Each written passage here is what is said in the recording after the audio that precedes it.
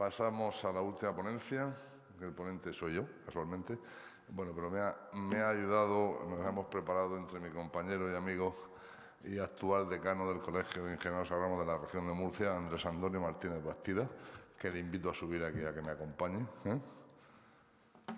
Y quiero dar las gracias también al Congreso, que nos ha dado la oportunidad de contar brevemente, muy brevemente, esto del cambio climático, más o menos, aunque todos nos suena.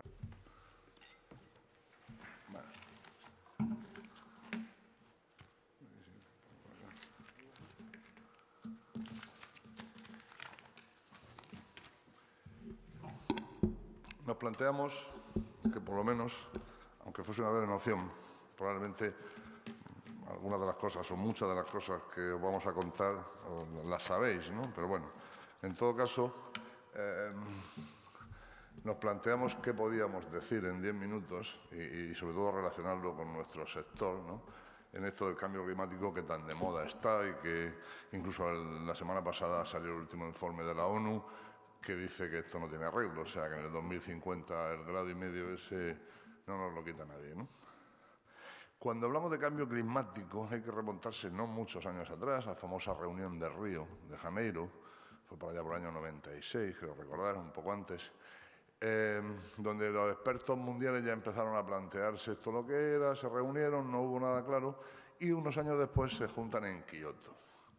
Y aparece el famoso protocolo de Kioto, del que todos hemos oído hablar. ¿Y qué es el protocolo de Kioto? Pues los técnicos se ponen de acuerdo y cifran una cosa que se llama gases de efecto invernadero. O sea, cuando hablamos del cambio climático no es ni más ni menos que por la actividad del hombre pues se generan unos gases a la atmósfera que se definen como gases de efecto invernadero. Ahí los tenéis en cuanto a peso y porcentaje. Luego veremos que esos 5 grupos de gases, o sea, bueno, realmente son los fluorados de arriba, el mayor es el dióxido de carbono, como veis. Tenemos también el metano, que incide mucho en nuestra actividad ganadera, por supuesto. Tenemos el óxido nitroso, que es un gas de efecto invernadero y que ahora veremos las proporciones que tenemos, porque al final todos esos gases de efecto invernadero se van a trasladar a una medida única, que es a CO2, a dióxido de carbono. Luego veremos qué factores de conversión hay entre un gas y los otros. Al final damos una medida en dióxido de carbono. Esos gases de efecto invernadero pues, se ponen de acuerdo en el protocolo de Kioto. Ya sabemos el problema que Estados Unidos y China, que si entran, que si salen, bueno, realmente China actualmente es el mayor productor de emisiones de dióxido de carbono a la atmósfera y Estados Unidos también, aunque China ya lo ha hecho adelante, y es la Unión Europea la que encabeza lo que digamos sería la lucha contra el cambio climático. Por diferentes motivos, pero también hay uno, para mí, desde mi punto de vista, esta es una opinión personal, nosotros no tenemos combustibles fósiles y por lo tanto debemos de buscar una economía baja en carbono en la medida de lo posible y fomentar todo ese tipo de nuevas tecnologías. Nos viene bien, aparte de que la atmósfera sufre menos, pero realmente si China sigue emitiendo con sus centrales térmicas de carbón o Estados Unidos no se quiere venir al tema, porque en la última reunión, esas reuniones, como digo, Río de Janeiro, Kioto, después estuvo Doha y después todos hemos oído hablar de la COP21 de París, que fue hace un año, donde Estados Unidos se implicó, pero ahora se ha salido de nuevo. En fin, son políticas, ¿no? Mi opinión personal es que esto no tiene arreglo, o sea, porque ahora veréis lo que se hace, ¿no? Es una bola que va creciendo, y bueno, entonces en la Unión Europea, por diferentes motivos, probablemente porque tengamos más sensibilidad social y porque también no tenemos combustibles fósiles y tenemos que traérnoslos todos desde fuera, pues la que impulsa más este tema de la emisión y el control de gases de efecto invernadero. Hay 2 sectores. Yo voy a dar un poco de cultura general y con esto me doy por satisfecho. Hay 2 sectores, el sector controlado y el sector difuso. El sector controlado, hay una normativa europea, que además se aplica en España y que se aplica en todas las comunidades autónomas, donde una serie de empresas, concretamente en Murcia, donde yo soy, son 22, en España están en torno a las 700, y en total de Europa son unas 10.000.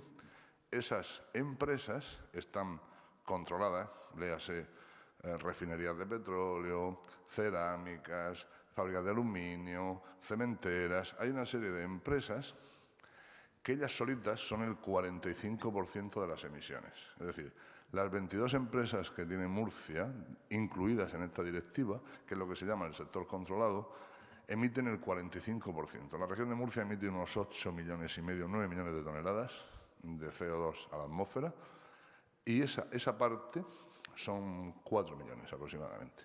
4 millones de toneladas las emiten esas 22 empresas. El resto de toneladas las emitimos todos los demás humanos, entre los que también se encuentra la agricultura y ganadería, que ahora particularizaremos en ese tema.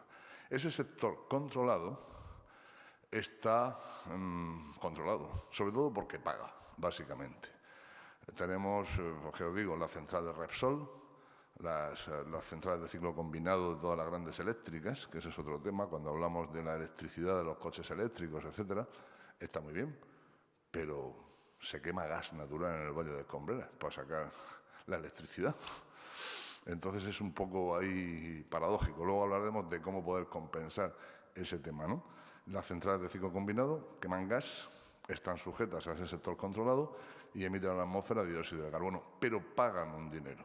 Ese es el sector controlado. El sector difuso, el transporte sobre todo, que es el que últimamente se está viendo a ver cómo meterle mano a ese tema para bajar las emisiones, y la agricultura y ganadería, que suponen un 10% de las emisiones totales. Nosotros, nuestro paquete básicamente es por el metano de las explotaciones ganaderas y por el óxido nitroso de los abonos fertilizados. Seguimos. Bueno, aquí tenemos esta diapositiva, una serie de medidas que podemos hacer para poder reducir o compensar las emisiones. Nosotros tenemos primero que, y ahí aparece el concepto de huella de carbono, tenemos que ver qué hacemos nosotros para emitir, qué cosas hacen que emitamos. Y eso es la huella. La huella de carbono, el concepto como tal, es la huella que deja nuestra actividad, nuestra organización, nuestra empresa, nuestra finca, nuestra granja, en la atmósfera por emisiones. Bien sean de metano, bien sean de óxido nitroso o bien sean de CO2 directamente. Por ejemplo, pues si tenemos un tractor y utilizamos gasóleo, estamos emitiendo dióxido de carbono. Si tenemos unas vacas, pues estarán emitiendo metano, y si abonamos con nitrógeno, estaremos emitiendo óxido nitroso a la atmósfera. Esto no va. Ahora. Bien, para poder entender cómo se tabule, cómo se calcula eso, hay que entender estos conceptos. Básicamente lo que llaman los alcances. Es decir, tenemos 3 tipos de alcances. Luego lo particularizamos en una explotación agraria. Concepto general. Alcance 1, alcance 2 y alcance 3. El alcance 1 son las emisiones directas que yo genero. Yo cojo mi coche para irme al trabajo y consumo 5 litros de gasolina por un factor de emisión que tiene la gasolina en concreto de tantos kilos de CO2 por litro de gasolina consumido, y estoy haciendo mi alcance 1. Es decir, en mi finca cojo mi tractor, gasto al año tantos litros de gasoil y por lo tanto estoy emitiendo tantos kilos de CO2. Estoy abonando con una serie de abonos nitrogenados que tienen un factor de conversión en óxido nitroso y estoy emitiendo tantos kilos de óxido nitroso que luego veremos cómo se pasan a CO2. Ese es el alcance 1 directo, es decir, lo que yo hago. Yo ponía antes un ejemplo, yo que desgraciadamente soy fumador, si yo enciendo mi mechero, yo estoy provocando un alcance 1 en el momento que estoy quemando el gas del mechero. Estoy emitiendo a la atmósfera CO2. ¿Vale? El alcance 2 es la electricidad. Es decir, si yo en mi granja tengo una serie de aparatos eléctricos, es esa electricidad que yo consumo, que no la provoco yo, puesto que la compro, hay otro que emite a la atmósfera, pero a mi concepto ese es el alcance 2. Y el alcance 3 sería el saco de abono que yo he comprado en el almacén, ese saco de abono se ha fabricado en alguna parte. Y en el proceso de fabricación de ese saco de abono se ha producido un alcance 1 para el que lo ha producido, pero para mí es un alcance 3. No sé, esto lo explico porque cuando vayamos a ver la huella de carbono, y eso va a estar muy, muy de moda en los próximos tiempos, ya lo está, pero va a estar muy, muy de moda y se va a incluir en todos los proyectos y en todos los tipos, va a haber que calcular la huella de carbono, es importante que se sepa. Hasta ahora, el Registro Nacional de Huella de Carbono contempla los alcances 1 y 2. El alcance 3 es difícil porque a saber quién ha fabricado tal cosa, tal bien que tú has adquirido y qué factores de emisión han utilizado para calcular esas tablas. Entonces, de momento, nos conformaremos con entender lo que es alcance 1 y alcance 2. Bien, la huella de carbono, por tanto, lo que yo dejo en la atmósfera es un dato de actividad, kilos, litros, hectáreas, kilovatios hora, lo que sea, por un factor de emisión. Ese factor de emisión es, vamos para adelante y después damos para atrás, hay una serie de factores de emisión que se van actualizando de pues un gasóleo C, un gasóleo A, un gas natural, no sé cuánto. Todo eso cuando se quema emite a la atmósfera una serie de kilos de CO2, ¿no? Pues mi huella de carbono será lo que yo he hecho, los kilos o los litros o lo que sea de algo por el factor de emisión correspondiente de lo que yo he utilizado, ¿vale? Como os decía en la primera diapositiva, vemos que los gases de efecto invernadero, esos 5 bloques de gases de efecto invernadero, siempre tendremos que pasarlos a una unidad, es CO2 equivalente. Si al dióxido de carbono le damos valor 1, vemos cómo el metano tiene 25 veces más poder de calentamiento global que el dióxido de carbono. Pero es que el óxido nitroso son 300. Y los gases de los aires acondicionados o de las cámaras frigoríficas, vemos que en algunos casos llegamos a los 12.000 veces el valor y el hexafluoruro de azufre llega hasta incluso 23.000 veces poder de calentamiento con respecto al CO2. Entonces, hay ciertas cuestiones que, aunque sean pequeñitas, calientan mucho, ¿vale? Todo lo pasaremos siempre, cuando os pongáis a hacer una huella de carbono o cuando os hablen de huella de carbono, esos 5 gases se pasan mediante esta tabla de conversión a dióxido de carbono. Un ejemplo de factores de emisión.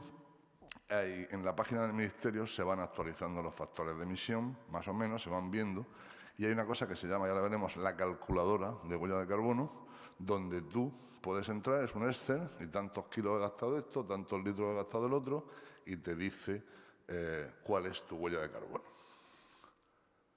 Bien, esto es un pantallazo y voy terminando, esto es un pantallazo del MAPAMA, lo que ahora es el Ministerio de Transición Ecológica. Se ha creado un registro, voy terminando, me modera Andrés, me dice que voy terminando. O sea, es un poco la idea de gases de efecto invernadero, un poco el concepto de huella de carbono. Entonces, ahora mismo se ha creado un registro voluntario de huella de carbono. Hay una cosa que es marketing verde, ¿vale? Hay empresas, en Murcia, por ejemplo, El Pozo, Disfrimur, Estrella de Levante, son empresas que son conscientes de que eso vende y vende bien, están calculando su huella de carbono, y su huella hídrica también, pero no es el caso de esta ponencia, huella de carbono, para ver cuáles son sus emisiones. Básicamente se calcula así con unas calculadoras que el propio Ministerio tiene por los factores de emisión. Repito, de momento solo alcance 1 y 2. Tú calculas tu huella de carbono, te inscribes en ese registro voluntario, que dentro de unos años va a ser obligatorio. Lo digo ya que trabajo en la administración y las cosas empiezan siendo voluntarias y terminan siendo obligatorias. Calculas tu huella de carbono y te dan un sello de cálculo. Tú a partir de ahí tienes que elaborar un proyecto de reducción en lo que puedas. Tú has detectado cuáles son tus puntos de emisión, qué cantidad tienes y puedes hacer un proyecto de reducción mejorando. Por ejemplo, hay un proyecto de reducción que sí se hace mucho, que es en el alcance 2, en la electricidad. Tú le puedes exigir a la compañía que te certifique que la electricidad que a ti te pasa es proveniente de energías limpias. Y ahí bajas. Sí, me recordaba Andrés, efectivamente. La huella de carbono se calcula para un periodo en concreto, para un año. La huella de carbono del 2016 del campo de Gol de no sé qué, pues es tanto. Vale, calculan, reducen, bien porque optimicen maquinaria, bien porque optimicen el uso de abonados nitrogenados, que eso es un tema donde los ingenieros agrónomos tenemos que estar ahí y hacer un uso racional del abono, no solamente por los costos, sino por las emisiones, etcétera, etcétera. Tú calculas, reduces y cuando ya no puedes reducir más, entonces compensas. ¿Cómo compensas? Pues metiéndote en proyectos de compensación, plantando arbolitos que van a fijar el carbono que tú estás emitiendo. Hay una empresa en Murcia de transporte que tiene una flota de casi 1000 camiones, que ha calculado su huella, ha reducido lo que ha podido y están estableciendo un bosque para compensar. Ellos quieren tener 0 emisiones. Entre lo que han emitido, lo que han reducido y lo que han compensado, que todas sus emisiones se queden en 0, ¿vale? Sería un poco así, muy rápido, el concepto. Ahí tenéis las diferentes... si entráis en esas opciones, veréis los conceptos de cálculo, reducción, compensación, etcétera.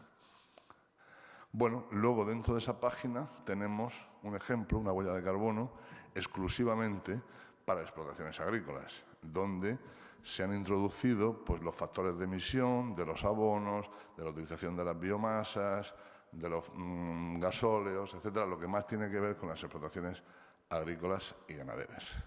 He intentado contaros de lo que va esto. Yo os animo a que entréis en esa página, que estudiéis, pero por lo menos que os sonara lo que era lo del cambio climático y nuestra incidencia. Nosotros somos, agrícola y ganadera, el 10% de las emisiones globales. Ahora mismo estamos en el sector difuso, pero más pronto que tarde nos van a controlar, lo mismo que han controlado a otros sectores, ¿no? Y nada más. Creo que, bueno, esto fue una iniciativa que se hizo en la región de Murcia hace unos años, de una agricultura baja en carbono, donde se empezó a introducir ya estos conceptos, incluso como marca. El consumidor europeo es muy sensible al tema del medio ambiente y del cambio climático. Entonces, este marketing verde, una agricultura baja en carbono, baja en emisiones, con poca utilización de plásticos, las menos posibles, con una utilización óptima de los abonos, del agua, etcétera, eso vende mucho y vende bien. Y el consumidor europeo es muy sensible en eso. Entonces, aparte de que el medio ambiente nos lo va a agradecer, también es un marketing verde muy interesante para todos los productos agrícolas y ganaderos. Y nada más. Muchísimas gracias. Y gracias, Andrés, que me ha apuntado.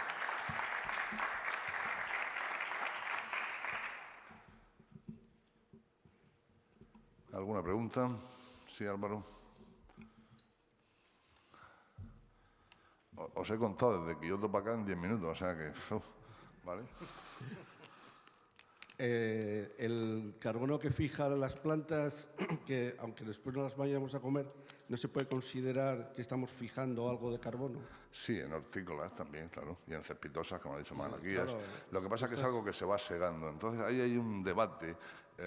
Claro, por ejemplo, parte en el terreno, no, quiero decir que fíjate, por ejemplo, un porcentaje sí estás fijando.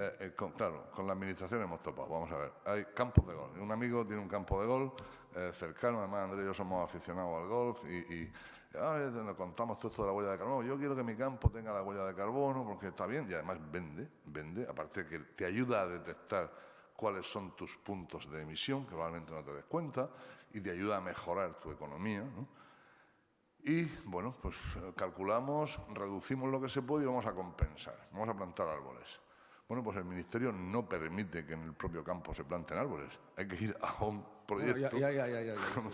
Cosas absolutamente... Que la empresa de transportes que decía, pues ha tenido que comprar una finca, ¿no? Eso es como los manzanos no son, pero si pones al lado de los manzanos unos pinitos, sí, los pinitos sí. Pero de hecho sí lo son, los manzanos lo son, la fruticultura de hueso y de pepita lo es, todo es. Pero ahora mismo estamos en el debate con el Ministerio a ver si eso lo incluyen o no lo incluyen como fijación de carbono, que para mí sí lo es, obviamente.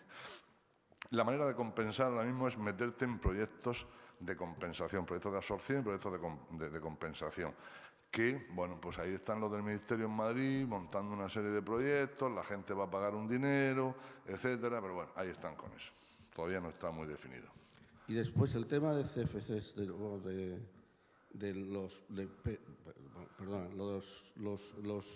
los gases de frigoríficos y todos estos. Realmente influyen más en la capa de ozono que en el calentamiento global. Ahí no soy experto científico, están incluidos en el protocolo de Kioto, influyen de las dos maneras. Si rompes ozono, estás calentando. Entonces supongo que ese factor de conversión, que lo habrán sacado un comité científico experto, de los 20 y tantos, los 12.000 veces el poder de calentamiento, pues tendrá que ver con la destrucción del ozono y por lo tanto también con el calentamiento. Esa es la tabla que se utiliza mundialmente en cuanto a traspasar el valor de esos gases de efecto invernadero a valor unitario CO2. Bueno, es un sistema de impuestos verdaderamente, vamos, que sí están robando, porque el impuesto prácticamente es 3 veces más que el precio del gas. Pero bueno, es una cosa... Bueno, una tonelada de CO2, os hablaba del sector controlado, yo he trabajado en eso. Repsol, la refinería de Repsol Petróleo de Cartagena, del Valle de Escombrera, ella solita emite 2,5 millones de toneladas. Las otras 21 empresas emiten 2 millones. O sea, ella sola emite más que las otras 21 empresas. Hay una cosa que se llama el mercado de derechos de emisión, que es como una bolsa, donde hay brokers incluso que se ocupan, compras derechos de emisión, y la tonelada de CO2 se está pagando entre 8, 10, 12, incluso 15 euros. ¿Vale? O sea, ese sector está controlado porque paga, no es que no emita, paga por emitir. Se supone que esos impuestos pues deben de ser empleados en plantar árboles que compensen, que fijen todo ese CO2 emitido, ¿no? Ellos pagan religiosamente, lo tienen asumido. Hay otras empresas que utilizan gas natural, el pozo, por ejemplo, fijaros lo grande que es el pozo, y el pozo emite 60.000 toneladas, mientras que la central de Repsol emite 2,5 millones de toneladas. Una ladrillera que produce muchísimo ladrillo, etcétera, o la fábrica de cervezas Estrella de Levante, emiten 8 o 9.000 toneladas. No es casi nada comparado con las centrales de refino de petróleo, que son las que más emiten, ¿no? Luego las grandes eléctricas también, con los ciclos combinados, queman gas natural para producir electricidad. Se han quitado las térmicas y se han introducido los ciclos combinados. Entonces, bueno, ahí es donde viene todo el tema de la política de huella de carbono, para que tú, inicialmente, voluntariamente, le vayas pidiendo a esas compañías eléctricas que te vayan certificando que la energía que tú consumes proviene de energía verde y tú puedas minimizar tu huella. Pero la verdad es que en Escombreras se quema gas natural, se produce energía eléctrica y al fin y al cabo es lo mismo. Pero bueno. De todas maneras, lo que también están haciendo por ahí es tener generadores de vapor que son por medio de astillas y cosas de estas que consideran que la huella de carbono es cero. Sí, la biomasa, vamos a ver. Sí, lo que pasa que no, con biomasa tenía preparadas unas diapositivas, pero al final he pensado que eran muchas. A efectos de cómputo, si tú utilizas biomasa, digamos que te computan 0 emisiones. Y eso se está introduciendo. Por ejemplo, una de las empresas de las 22 que yo conozco en Murcia, que es una cerámica que utiliza ladrillo, quema biomasa y por lo tanto no paga por ese concepto. Quemando biomasa estás evitando quemar combustibles fósiles. Entonces, digamos, te priman el hecho de la utilización de biomasa porque esas toneladas emitidas no las pagas como consecuencia de quemar combustibles fósiles. Entonces, esa ladrillera, si emitiría 10.000 toneladas, hay 5.000 o 4.000 que están exentas de impuestos. Aprovechamos la biomasa que tenemos y se bonifica de esa manera. Eso, Álvaro, eso que dices tú de biomasa, del quemar la biomasa, es a donde se va ahora mismo con el tema de economía circular, claro, aprovechar el propio residuo de poda, residuos de la propia materia que hace tu propia explotación agraria, para encima de todo crear fuente de energía y de todo no generas lo que estaba comentando Antonio, ¿vale? No, es igual que las explotaciones ganaderas, producir biogás, etcétera, etcétera. Claro, hay un aprovechamiento. Problema la normativa sin desarrollar medioambiental. Bueno, hay otro factor que tenéis que tener en cuenta los que hacéis proyectos en la calle. La Ley 21/2013, que Braulio sabe mucho de eso, y ha dado una ponencia mañana muy buena, nuestro compañero, la Ley 21/2013 de evaluación de impacto ambiental exige ya, desde 2013, que aparte de contemplarse otra serie de impactos, se contemple la afección sobre el cambio climático. Eso, que las administraciones están empezando a aplicarlo, bueno, de manera leve hasta cierto punto, depende, porque como las competencias las tienen las comunidades autónomas y este país son 17 países, a saber qué está haciendo cada una. En Murcia sí sé que se está haciendo, se está pidiendo ya en cualquier proyecto, cualquier actividad que esté sometida a evaluación de impacto ambiental tiene que tener el estudio de la afección y la afectación sobre el cambio climático. Y se está pidiendo ya, en la comunidad autónoma en la que yo estoy, y tengo oídas de que se va a pedir en todas, que los proyectos, que los estudios de impacto ambiental lleven contemplado esto que estamos diciendo. Calcúlame la huella de carbono que emite o que va a emitir esa actividad tuya. Y a partir de ahí, estudia una posible reducción y estudia una compensación. O sea, por eso os digo que lo que empieza siendo voluntario, que empieza a que la gente vaya sonando, etcétera, etcétera, bueno, pues al final termina siendo obligatorio y ese es un camino por el que está siendo. Bueno, pues si no hay más preguntas, esperamos que la tarde haya sido del agrado de todos. Hemos aprendido muchas cosas brevemente y nada, pues gracias al Congreso y buenas tardes a todos.